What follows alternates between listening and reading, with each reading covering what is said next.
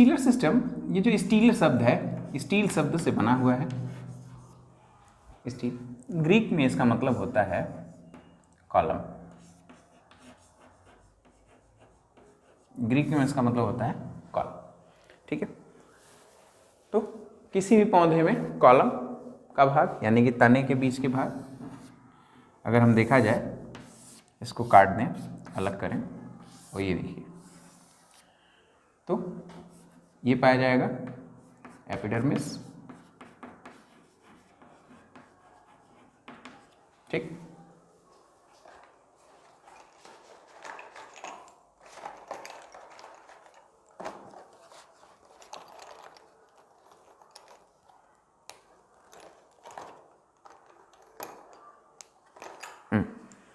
Epidermis, इसके नीचे cortex. मैं सिर्फ सर्कल करके दिखा दे रहा हूँ, ये कॉर्टेक्स का एरिया,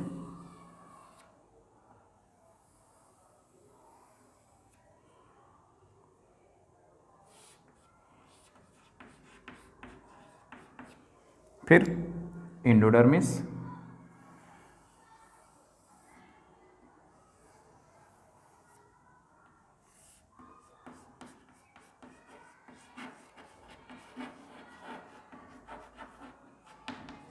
इसके नीचे पेरिसाइकिल,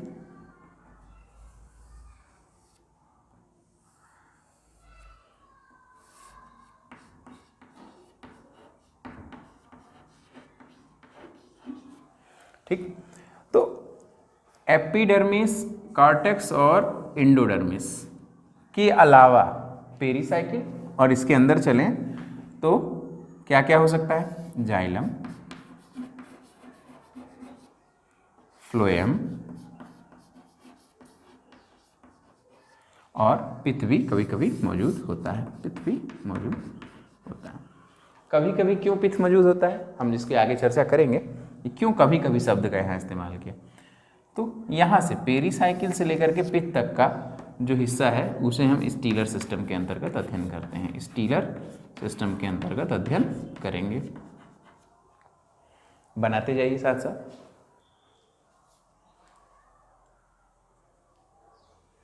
ठीक है। कहीं कहीं पर स्टीलर सिस्टम में, स्टीलर सिस्टम मतलब इतने दूर को पेरिसाइकिल, जाइलम, फ्लोएम और पित्त को स्टीलर सिस्टम के अंतर्गत कहेंगे, और इनको मिला के बनता है स्टील। इनको मिला करके बनेगा स्टील। देखिए हम इसको नीचे कर रहे हैं, इनको मिला के बनेगा स्टील, ठीक है। उसके अध्ययन पूरी जो सिस्टम को कहेंगे stealer system.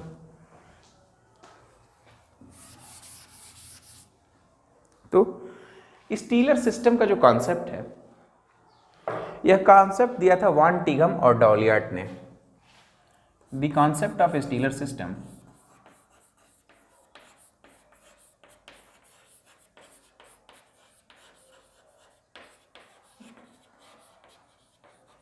is given by Van Tighem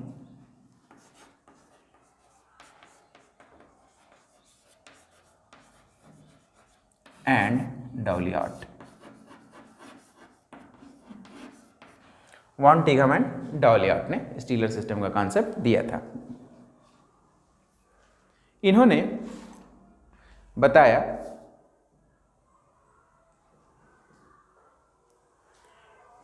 von टिघम और डॉलियार्ट ने यह कहा कि बेसिकली जो प्लांट्स हैं उसमें बाहर से एपिडर्मिस, कॉर्टेक्स और एंडोडर्मिस के बाद का जो भी पोर्शन है वह स्टील के अंदर आता है, सेंट्रल सिलेंडर के अंतर्गत आता है। क्या कहेंगे सिलेंडर, सिलेंडर आगे अध्ययन करते हैं, लिखते जाइए। और यह जो है रूट और स्टेम दोनों में ही इस तरह का स्ट्रक्चर पाया जाता है। स्ट्रक्चर तो पाया जाता है, लेकिन हाँ जाइलम और फ्लोएम के अरेंजमेंट में डिफरेंस हो सकता है। जाइलम और फ्लोएम के अरेंजमेंट में जो है यानी कि वैस्कुलर बंडल्स के अरेंजमेंट डिफरेंट हो सकता है, लेकिन जो मोर और लेस बेसिक चीज़ें हैं वो सेम रहेंगी। वॉन टिघम एंड डॉलियार्ट ने स्टीलर सिस्टम दिया। अकॉर्डिंग टू दिस थियरी, यानी कि कॉन्सेप्ट ऑफ स्टीलर सिस्टम में stealer theory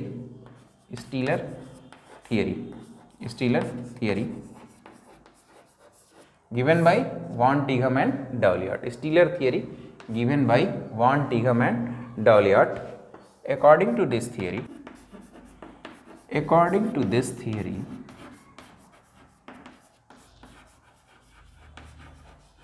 roots and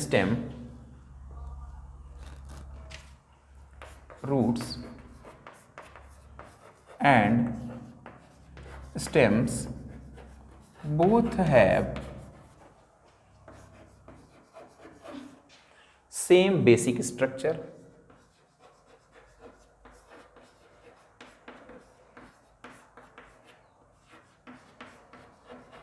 Both have same basic structure.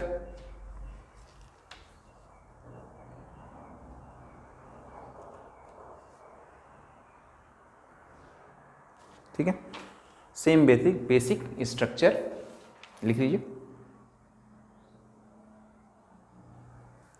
Means इसका क्या मतलब है, that is from epidermis to cortex और फिर inner to cortex, that is same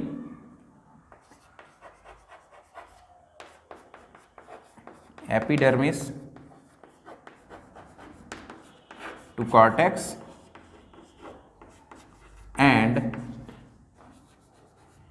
and then inner to cortex layer, inner to cortex।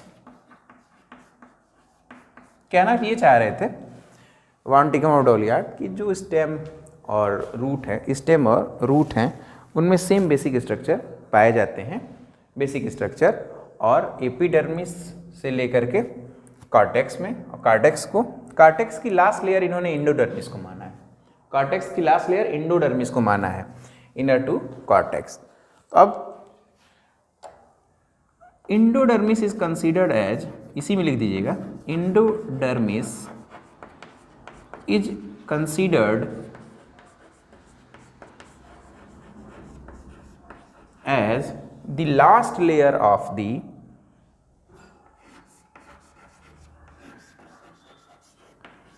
layer of the cortex।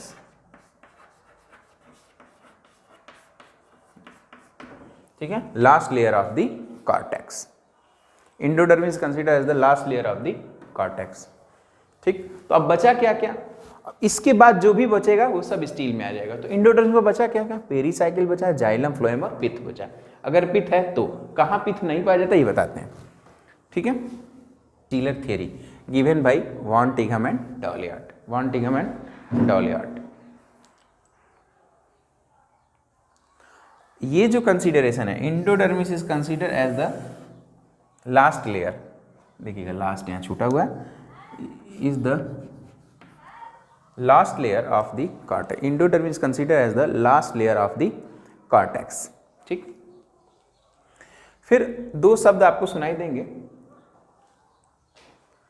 दो शब्द सुनाई देंगे, एक होगा हायर प्लांट्स में सेंट्रल सिलेंडर और दूसरा होगा स्टील। कहाँ स्टील शब्द का उपयोग करेंगे और कहाँ स्टील एंड सेंट्रल सिलेंडर, यहाँ कहाँ इस्तेमाल करेंगे, central cylinder. Difference between steel and central cylinder, difference between steel and central cylinder, कहाँ कहाँ इस्तेमाल। स्टील शब्द का इस्तेमाल हम लोग वैस्कुलर क्रिप्टोगैम्स के अंतर्गत करते हैं, वैस्कुलर क्रिप्टोगैम्स में कहते हैं, और सेंट्रल सिलेंडर का इस्तेमाल, सेंट्रल सिलेंडर शब्द का इस्तेमाल हम लोग हायर प्लांट्स के लिए कर लेते हैं, हायर प्लांट्स के लिए करते हैं। अच्छा भैया, क्यों करते हैं यह जानिए। वैस्कुलर क्रिप्टोगैम्स में, यानी कि जो लोअर प्लांट्स हैं उनमें इंडोडर्मिस की लेयर और पेरीसाइकिल की लेयर क्लियरली डिस्टिंक्ट होती है अदर टिश्यूज से। Distinct endodermis and pericycle present, इसको व्हाइट से इसको रेड से लिखना है, डिस्टिंक्ट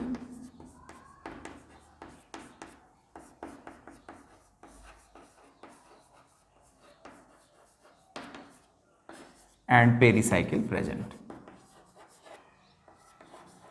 लेकिन जो हायर प्लांट्स हैं उनमें डिस्टिंक्ट नहीं पाई जाती। क्यों हायर प्लांट में एंडोडर्मिस और पेरीसाइकिल डिस्टिंक्ट नहीं होती है?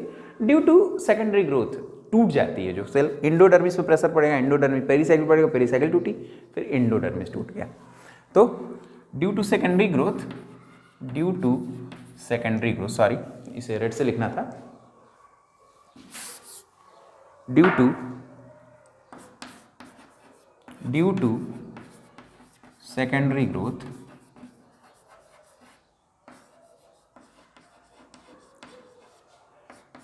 Endodermis and pericycle is not distinct.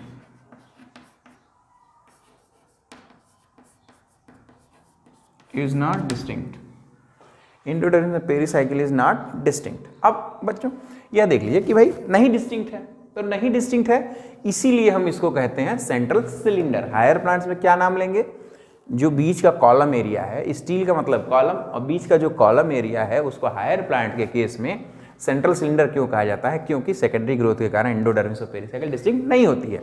Apart from this, in case of vascular cryptogram like pteridophyta, distinct endodermis and pericycle are present, and hence we can say this कि the central cylinder is also known as stele in case of vascular cryptogams like Pteridophyta. Okay, write it down. According to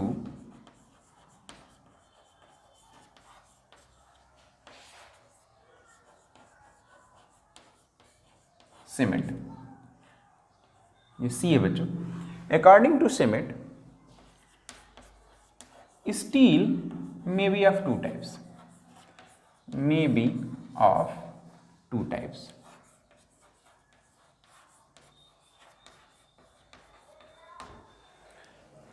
May be of two types. First, proto steel,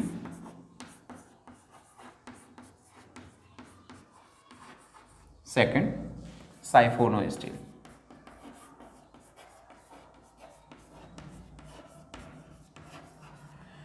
Schmidt के according जो stealer system है, यानी कि steel जो है अपना, वो proto steel और साइफोनो स्टील में विभाजित होता है। देखते हैं प्रोटो स्टील किसे कहेंगे।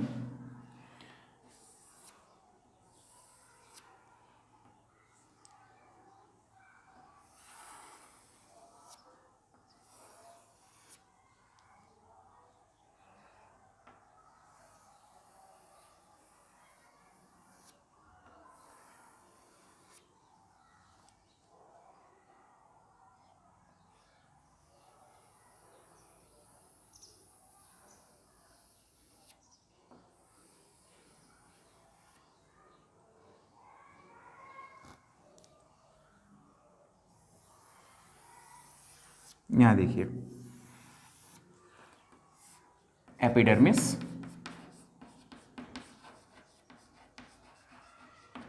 इसके बाद कॉर्टेक्स। जैसा हम पढ़ते जाएं सिर्फ उसी तरह से करते जाइए। देखिए एपिडर्मिस के बाद ये कॉर्टेक्स का एरिया, ये पूरा यहां से लेकर यहां तक, ब्लू से लेकर येलो तक कॉर्टेक्स, ठीक। इसके बाद एंडोडर्मिस,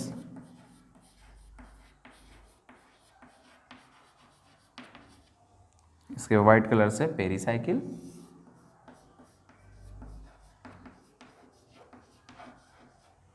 अब एंडोडर्मिस पेरीसाइकिल हो गया। यहां से लेकर के यहां तक का जो एरिया है ये पूरा कंप्लीट, ये फ्लोएम है। यानी अगर हम ऐसे ऐसे कर दें, इसको ग्रेडिट कर दें, तो आपको अंतर समझ में आना शुरू हो जाएगा, ठीक है। और ये जो एरिया है ग्रीन कलर से रखा हुआ, ये पूरा जाइलम है। पूरा क्या है? जाइलम है। ध्यान दें, प्रोटो स्टील का मतलब होता है प्रिमिटिव स्टील। प्रोटो स्टील का मतलब होता है प्रिमिटिव स्टील। इसमें पिथ एब्सेंट होती है। क्या एब्सेंट होती है? पिथ जो है एब्सेंट होगी। पिथ जो है एब्सेंट, माइनस का मतलब एब्सेंट। अगर पिथ एब्सेंट है तो जो सेंट्रल पार्ट है वो पूरा जाइलम के द्वारा ऑक्युपाइड है, and xylem is surrounded by phloem. Xylem is surrounded by phloem and pith is absent. This condition is called as protostele. This condition is called as protostele. प्रश्न उठता है कि sir मान लीजिए central cylinder है, एक central cylinder ना बात करें, स्टीलर सिस्टम का एक प्लांट है जो कि प्रिमिटिव है, तो ऐसे प्लांट नहीं पाए जाएंगे जो बहुत ऊंचाई पे हों, छोटे छोटे प्लांट होंगे जिनकी रिक्वायरमेंट कम होगी। आप यह पूछेंगे सर इससे मान लीजिए सेंट्रल एरिया में तो चला गया पानी, भोजन आ गया, फ्लोएम के थ्रू भोजन आ गया, जाइलम के थ्रू पानी चला गया, वाटर का कंडक्शन हो गया। अब आप ये कहेंगे कि भाई क्या ब्रांचेस के लिए कहाँ से मिलेंगे, तो ब्रांचेस के लिए लीफ ट्रेसेस से मिलेंगे। तो आप यह भी कह सकते हैं क्या लीफ ट्रेसेस का यहाँ से होगा, नहीं, लीफ ट्रेसेस कॉर्टेक्स के बीच से निकलेंगे। लीफ ट्रेसेस के लिए वेस्कुलर बंडल कॉर्टेक्स के बीच से होंगे, वो बिल्कुल अनटच्ड होंगे। ये लीफ ट्रेस बंडल है, लीफ ट्रेस बंडल या लीफ ट्रेसेस बोल दीजिए इसे, लीफ ट्रेसेस। अब लीफ ट्रेस के लिए अलग बंडल है, तो इसका एंडोडर्मिस भी अलग होगा, इसका पेरिसाइकिल भी अलग होगा, क्योंकि कार्टेक्स का लास्ट लेयर हमेशा एंडोडर्मिस, इसे वांटिक हमने बता ही दिया था, तो इसका अपना एंडोडर्मिस होगा। देखिए येलो कलर से है तो इसका अपना एंडोडर्मिस होगा, ठीक है। इसी के नीचे इसी का अपना पेरिसाइकिल भी होगा। तो ये बिल्कुल अनटच्ड होंगे, लीफ ट्रेस बंडल जो है बिल्कुल अनटच्ड होंगे,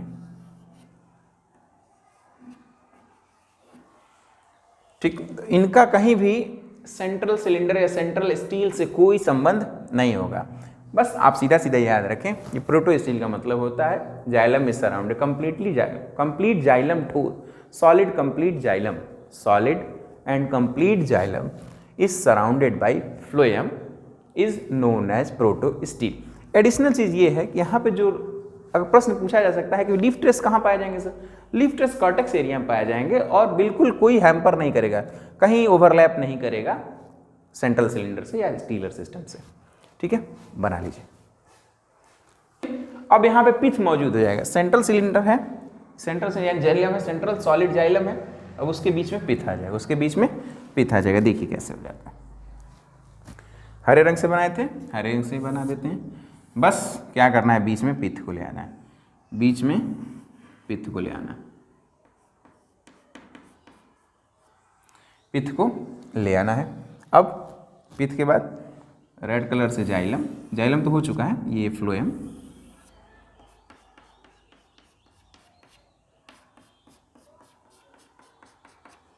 फिर आ जाएगा वाइट कलर से पेरिसाइकिल,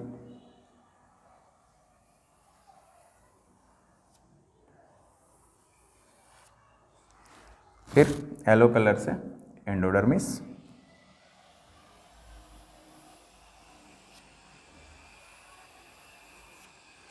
फिर आ जाएगा ब्लू कलर से थोड़ी दूर के बाद थोड़ा जगह लेते हुए एपिडर्मिस। अब एपिडर्मिस,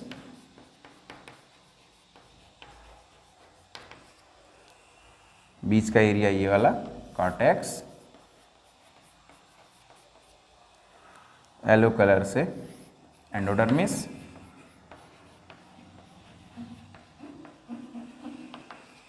वाइट कलर से पेरिसाइकिल,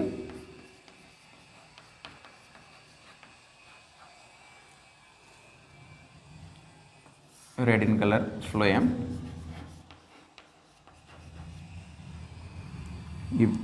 अब यहाँ पे कंप्लीट ना होकर के जाइलम क्या हुआ, यहाँ जाइलम के बीच में आ गया पिथ, ये जाइलम, ये पिथ लिखा, ये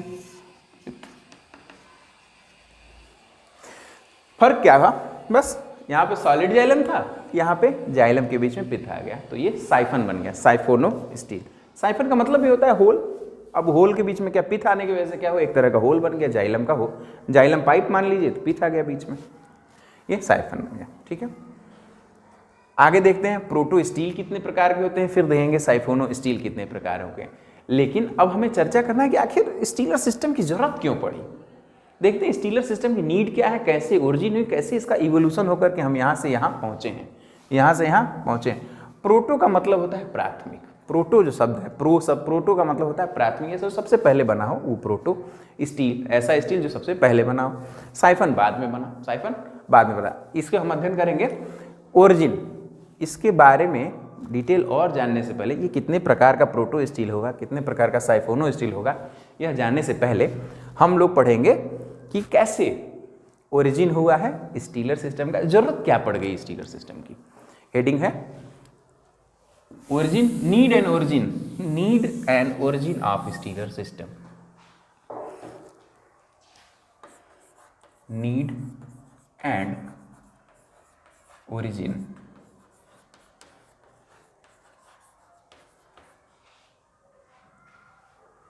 need and origin of stellar system.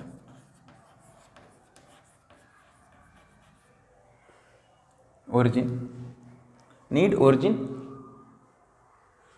And evolution मिला देते हैं साथ में। Need, origin and evolution of, need, origin and evolution of stellar system.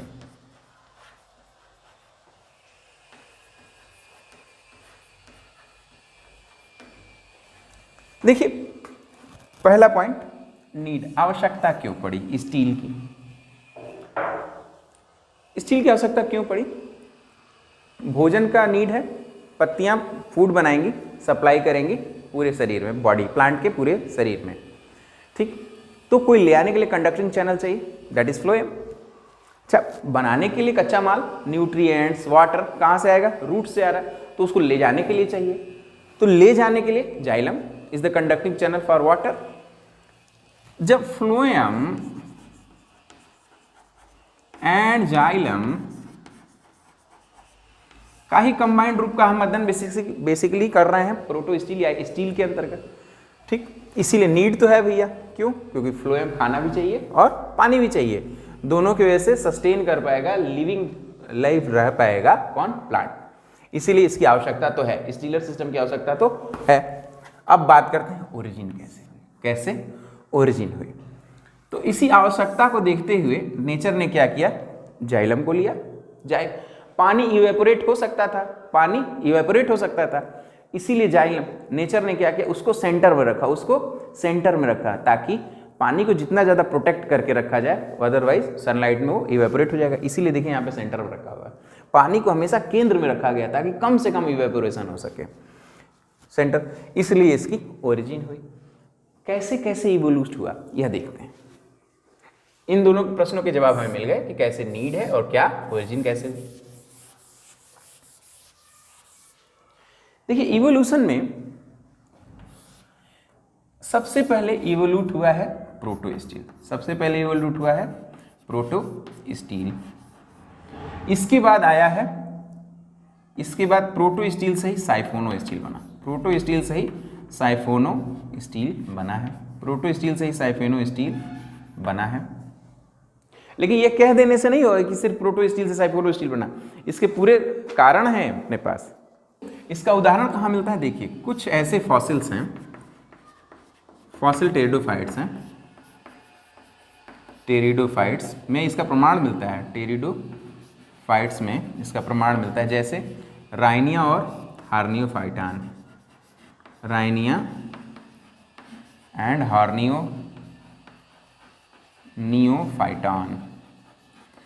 ये तो फॉसिल्स हैं जिसमें पाया गया था क्या? इस तरह का स्टीलर सिस्टम, ठीक। लेकिन कुछ ऐसे लिविंग भी हैं, सम लिविंग,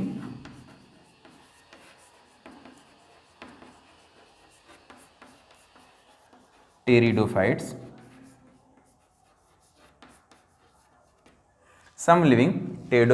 लाइक जाइलोटम और मेसिप्टेरिस,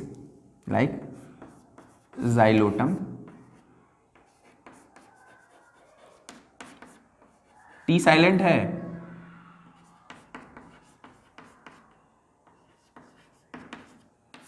जाइलोटम और मेसिप्टेरिस। इसमें क्या हुआ?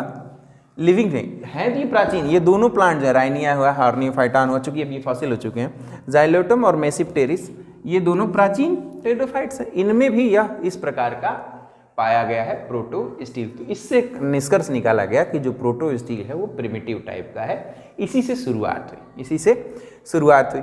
तो आप पूछेंगे कि भैया ठीक है सर, शुरू तो हो गया, लेकिन what is the need of forming siphonostele? Because जैसे जैसे बॉडी इवोल्यूट हो रही है, बॉडी की साइज बढ़ रही है, बॉडी की साइज बढ़ रही है। अब बॉडी की साइज बढ़ रही है तो हमें ज़्यादा प्रेशर से भी भेजना है और ज़्यादा प्रेशर से पानी को ऊपर तक भेजना है। भोजन को भी ज़्यादा दूरी तय करनी पड़ेगी, पानी को ज़्यादा दूर तय करना पड़ेगा।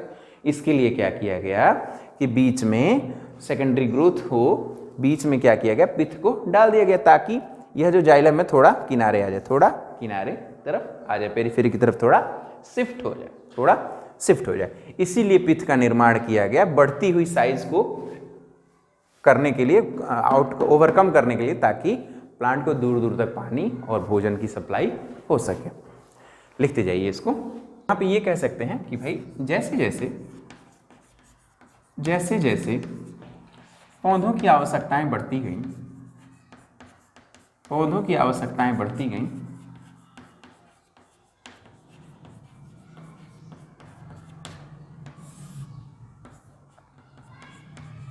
बढ़ती गई, इनकी पूर्ति के लिए,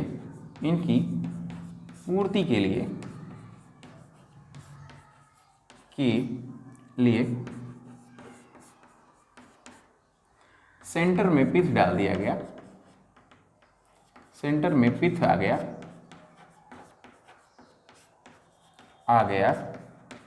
जिससे साइफोनो स्टील का निर्माण हो गया।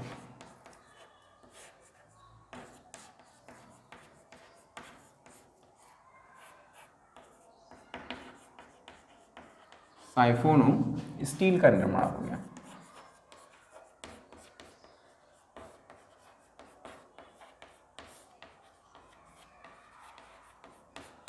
जिससे साइफोनो स्टील का निर्माण हुआ। ठीक है,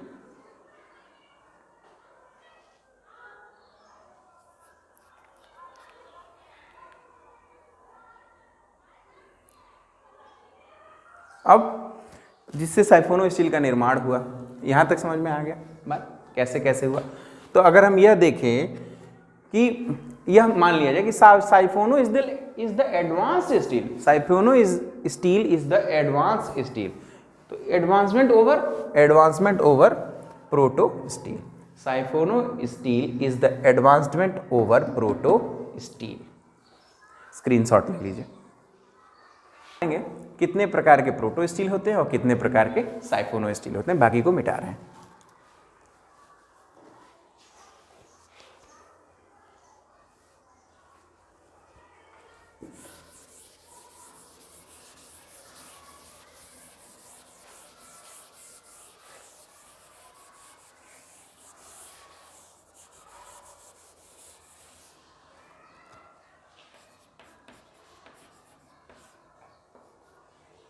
ठीक है, समय हो गया है। अब यही पढ़ेंगे types of protostele and types of siphonostele. हम अगली क्लास में टेरिडोफाइट वाले सेक्शन में फिर से पढ़ेंगे। ठीक है, आज के लिए बस इतना ही।